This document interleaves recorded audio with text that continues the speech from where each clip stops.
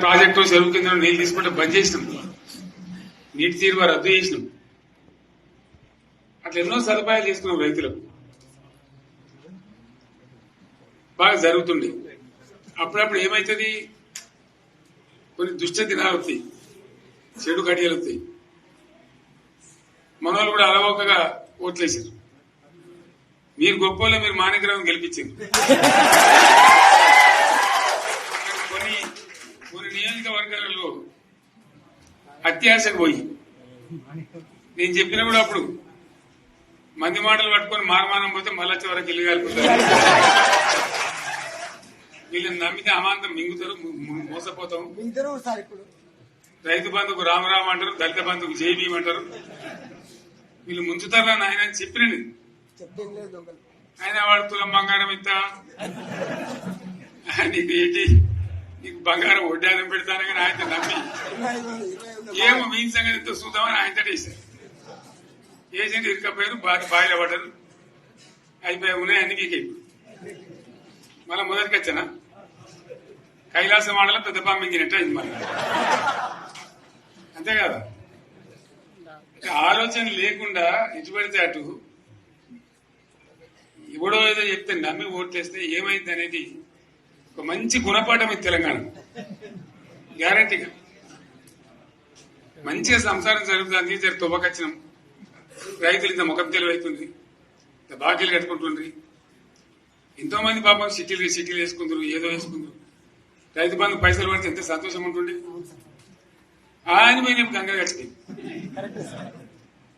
ఇప్పుడు వాడు ఇతడో ఏడో భగవంతుని కనుక ఇచ్చినప్పుడు మోసమే. ఏదో మళ్ళీ ఎలక్షన్ కోసం దానికోసం చేస్తారు తప్ప కడుపునిండా ప్రేమ ఇచ్చేది ఇట్లే ఉంటుందా? మనం ఉన్నప్పుడు కరోనా వచ్చింది. కరోనా వస్తే కూడా నేను రైతు బంధు ఆపలే. కరోనా వచ్చి రాష్ట్రానికి రూపాయి ఆదాయం రాకపోయినా 4-5 మంచి స్కీములు తెచ్చి ఇవాళ కాపాడుకున్నాం. గౌరవంగా బతికింది రైతులు. బీమా వచ్చినండి, రైతు బీమా పెడితే ఎంతమందికి సాయం జరిగింది.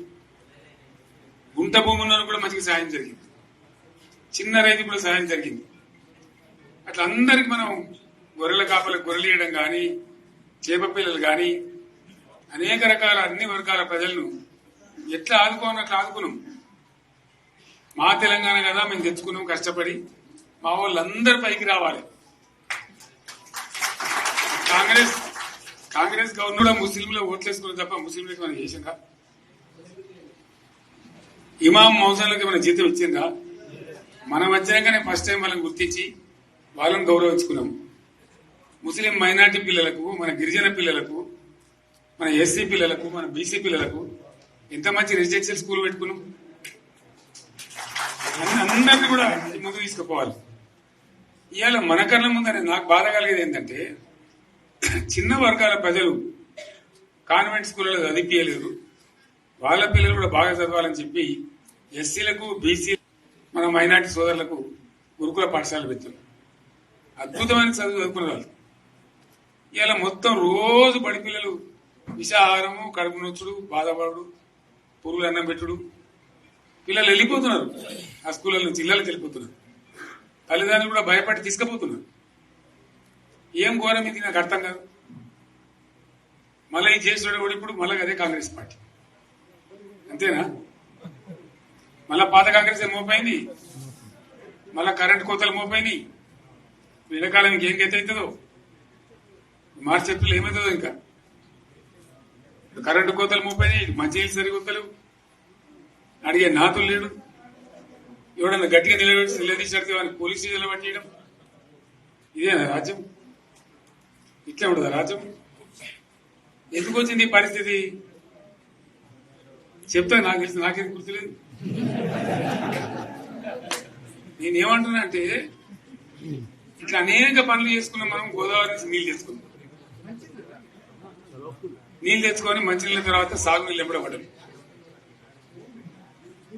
మెదక్లో యువతల ప్రాంతం అంతా కొంత అందినే నీళ్లు, పాత మెదక్ జిల్లాలో. నీటికి మిగిలిపోయినాయి మన 2 తాలూకాలు, నారాయణఖేడ్, జైరాబాద్. వాళ్ళకి నీళ్లు రావాలి. ఎట్లా రావాలి గోదావరి నీళ్లు? సింగూరు ఒక టైంలో నిండుతుంది, ఒక టైంలో నిండదు. మరి నిండినప్పుడు ఎట్లా? గోదావరి నీళ్ళెద్దుకు. సింగూరు నుంచి లిఫ్ట్ చేసి సంగమేశ్వర బసవేశ్వర అని 2 లిఫ్ట్లు పెట్టుకున్నాం. 2 తాలూకాలకు రెండింటికి కూడా లక్ష ఎకరాల పైచీలకు వచ్చేట్టు ఎకరాల నీళ్ళ స్టేట్ పెట్టుకున్నాం. మళ్ళీ మన నుంచే కావాలి, మళ్ళీ ఇది లైన్లో రావాలి. అందరు మంచిగా ఉండాలి. ఎందుకంటే మనకు మన పార్టీకి కులం లేదు, మతం లేదు, జాతి లేదు. తెలంగాణలో ఉన్న ప్రతి బిడ్డ మనోడే. వాళ్ళు ఏ మతం ఉన్నారు, ఏ కులం ఉన్నారు మనకు అవసరం లేదు. ఈ తెలంగాణ బార్డర్ గీత లోపల బిడ్డలు అందరు మనోళ్ళే. అందరు బాగుపడాల్సిందే, ప్రతి ఒక్కరికి న్యాయం జరగాల్సిందే. ఆ న్యాయం జరిగి ఆ ఫలితాలు తెలంగాణకు వచ్చేదాకా ఇంకెవ్వడు కొట్లాడాడు, ఎవరితో కాదు. అది అబద్దాల పంచాంగం. మళ్ళా మనమే కొట్లాడాలి, అంతేనా? పక్క మాటేనా ఇది? కొట్లాడదాం కదా. ప్రాణం పోయినా సరే తెలంగాణకు రక్షకులు మనమే. తెగించి కొట్లాడాల్సిందే. తెలంగాణ హక్కులను కొట్లాడాల్సిందే, మనమే కొట్లాడి తీరాల్సిందే అన్న రెండవ మాట లేదు. కాబట్టి దయచేసి అవసరమైన సందర్భంలో మీ జిల్లా నాయకులు పిలిపిస్తారు, రాష్ట్రం నుంచి నేను కూడా పిలిపిస్తాను. మీకు సిద్ధపడి ప్రత్యక్ష ప్రజా పోరాటాలు లేవదీసైనా సరే మన ప్రాజెక్టులు సాధించుకోవాలి, మన నీళ్లు సాధించుకోవాలి, మన ప్రజలకు అన్యాయం జరుగుతుంటే ఎదురు తిరగాలి, కొట్లాడాలి. తప్పకుండా ప్రజలకు న్యాయం చేసేదాకా మనం ముందుకు పోతూనే ఉండాలి. తెలంగాణ కోసమే బయలుదేరిన జెండా గులాబీ జెండా. తెలంగాణను సాధించింది గులాబీ జెండా. తెలంగాణను మంచిగా చేసి లైన్లో పెట్టింది గులాబీ జెండా. భారతదేశంలో నంబర్ 1 అనేక విషయాల్లో చేసి సాధించి చూపెట్టింది గులాబీ జెండా. సరే, నేను గంభీరంగా మౌనంగా చూస్తున్నా. నేను కొడితే వట్టి కొట్టు నాకు అలవాటు లేదు కదా. చూద్దాము.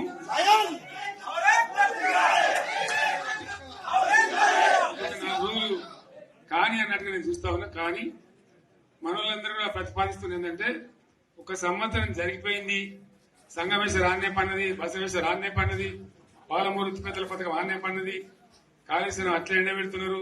ఇవన్నీ అన్యాయాలని. కాబట్టి ఫిబ్రవరి నెలాఖరులో ఒక పెద్ద బహిరంగ సభ పెట్టాలి, ఇలా కథ చూడాలి అని జరుగుతూ ఉంది. కాబట్టి మీరు కూడా పెద్ద ఎత్తున దయచేసి ఆ సభకు కదిలి రావాలి. కదా దూరమే ఉండదు. ఆ రకంగా తెలంగాణ శక్తి ఏందో మరొకసారి చూపించి వీళ్ళ మెడలు వంచి ఇప్పుడు సాధించాలి. భవిష్యత్తు కోసం కూడా కొట్టాడకు మనం సిద్ధంగా ఉండాలని తెలియజేసుకుంటూ, పరమేశ్వర్ గారికి అంతటి లోకమంతరం ఇది. కోటి రూపాయల భూమి ఇప్పుడు 50 లక్షలు కట్టుకోలేదు.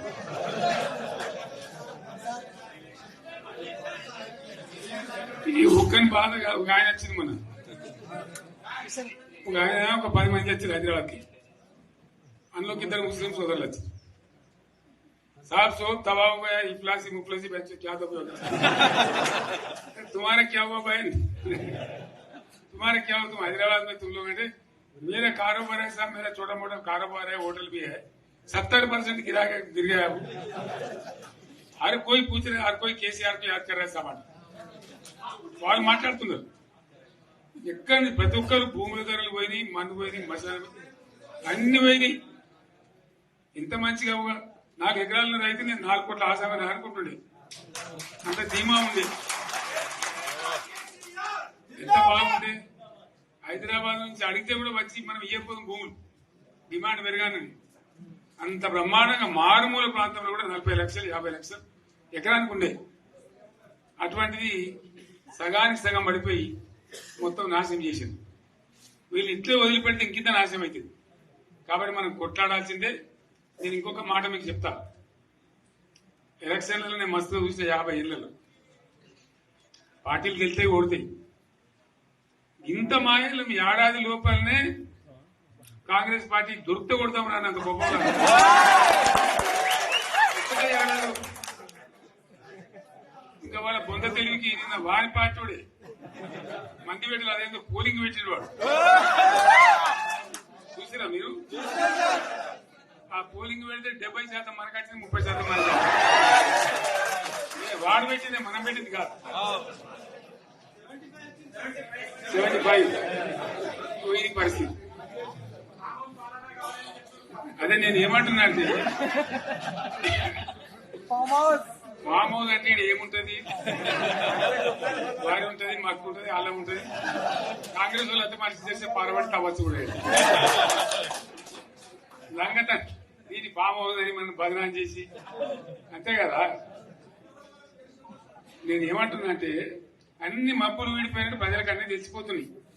మంచి ఏంది, చెడ్డ ఏంది, ఏం జరిగింది అన్ని ఇంకా ఘోరమైంది నేను చెప్తున్నా. వీళ్ళ తెలియదక్కతనానికి ఏమైంది, నిన్న మొన్న రిపోర్ట్ వచ్చింది. Comptroller and auditor general of India అని కాగ్ అంటారు దాన్ని. కాగ్ రిపోర్ట్ వచ్చింది. పోయిన సంవత్సరం మన గవర్నమెంట్ లో వచ్చిన ఆదాయం కంటే 13,000 కోట్ల రూపాయల ఆదాయం తగ్గిపోయింది. ఇంకా మార్చి పోయే వరకల్లా ఇంకో 3-4 కోట్లు, అంటే 15,000 కోట్ల ఆదాయం పోతుంది. మన గవర్నమెంట్ ఉన్నప్పుడు ప్రతి ఏడాది 15,000 కోట్లు పెంచుకుంటూ పోయింది, చేసుకుంటూ పోయింది. ఏడాది 10 నుంచి 15,000 కోట్ల ఆదాయం పెరిగేది మన టైంలో. అంత జాగ్రత్తగా మనం వ్యవహారం చేస్తాం. ఇలా ఉల్టా 15,000 కోట్లు పడిపోయింది. ఇంకా వాడేమిస్తాడు, ఇంకో ఇస్తారా? ఇంకో 4-5 నెలలు అయితే జీతాలనే కష్టమైతే ఉంటుంది. అందరు పెండింగ్ పెట్టి రిటైర్ అయిన దొత్తులు పైసలు మీకు చూస్తారు కదా పేపర్లలో. సో ఆ విధంగా రాష్ట్ర ఆర్థిక పరిస్థితిని కూడా దివాలా తీయించారు. వాళ్ళతోనేం కాదు, 100కు 100% ఇప్పటికే ప్రజల నిర్ణయానికి వచ్చిండ్రు. డెఫినెట్ గా రాబోయే గవర్నమెంట్ మనదే అని అనుమానం కూడా అవసరం లేదు. ఇంకా వాళ్ళ బొంద తెలివికి నిన్న వారి పార్టీ మంది పెట్టాలి, అదేందో పోలింగ్ పెట్టిన వాడు చూసిరా మీరు? ఆ పోలింగ్ పెడితే 70% మనకు వచ్చింది, 30% మనకి. వాడు పెట్టిందే మనం పెట్టింది కాదు. 75 ఆయన వాడు తులం బంగారం ఇంత, నీకు బంగారం వడ్డానం పెడతాను కానీ ఆయన నమ్మి ఏమో వీని సంగతి ఎంతో చూద్దామని ఆయన వేశారు. వేసింది ఇరుకపోయారు, బాయిల పడ్డారు, అయిపోయా ఉన్నాయి అన్ని మీకు. మళ్ళా మొదటికి వచ్చానా కైలాస మాడలో పెద్ద పంపించినట్టే ఇది మళ్ళీ, అంతే కదా. ఆలోచన లేకుండా ఎటు పడితే అటు ఎవడో ఏదో చెప్తే నమ్మి ఓట్లేస్తే ఏమైంది అనేది ఒక మంచి గుణపాఠం ఇది తెలంగాణ. గ్యారంటీగా మంచిగా సంసారం జరుగుతుంది. జర తువ్వకచ్చినాం, రైతులు ఇంత ముఖం తెలివైతుండ్రి, ఇంత బాకీలు కట్టుకుంటుండ్రి. ఎంతో మంది పాపం సిటీలు వేసుకుందరు, ఏదో వేసుకుందరు. రైతు బంధు పైసలు పడితే ఎంత సంతోషం ఉంటుండే. ఆయన మీద గంగా కట్టిపోయింది. ఇప్పుడు వాడు ఇతడో ఏడో భగవంతుని కట్ట ఇచ్చినప్పుడు మోసం. ఏదో మళ్ళీ ఎలక్షన్ కోసం దానికోసం చేస్తారు తప్ప కడుపునిండా ప్రేమ ఇచ్చేది ఇట్లే ఉంటుందా? సర్పంచ్ ఎలక్షన్ పెట్టింది సార్. మనం ఉన్నప్పుడు కరోనా ఏం ఘోరం ఇది నాకు అర్థం కాదు. మళ్ళీ ఇది చేసినాడు కూడా ఇప్పుడు మళ్ళీ అదే కాంగ్రెస్ పార్టీ, అంతేనా? మళ్ళా పాత కాంగ్రెస్ మోపోయింది, మళ్ళా కరెంట్ కోతలు మోపోయినాయి. వెనకాలం ఇంకేం గతి అవుతుందో మార్చి ఏప్రిల్ ఏమవుతుందో. ఇంకా కరెంటు కోతలు మోపోయినాయి, మంచినీళ్ళు సరికొత్తలు, అడిగే నాతులు లేడు. ఎవడన్నా గట్టిగా నిలదీసినట్టు వారికి పోలీసు నిలబట్టేయడం, ఇదేనా రాజ్యం? ఇంకెవ్వడు కొట్లాడాడు, ఎవరితో కాదు. అబద్ధాల పంచాంగం. మళ్ళా మనమే కొట్లాడాలి, అంతేనా? పక్క మాటేనా ఇది? కొట్లాడదాం కదా. ప్రాణం పోయినా సరే తెలంగాణకు రక్షకులు మనమే, తెగించి కొట్లాడాల్సిందే. తెలంగాణ హక్కులను కొట్లాడాల్సిందే, మనమే కొట్లాడి తీరాల్సిందే అన్న రెండవ మాట లేదు. గౌరవంగా బతికింది రైతులు, ధీమా వచ్చినండి.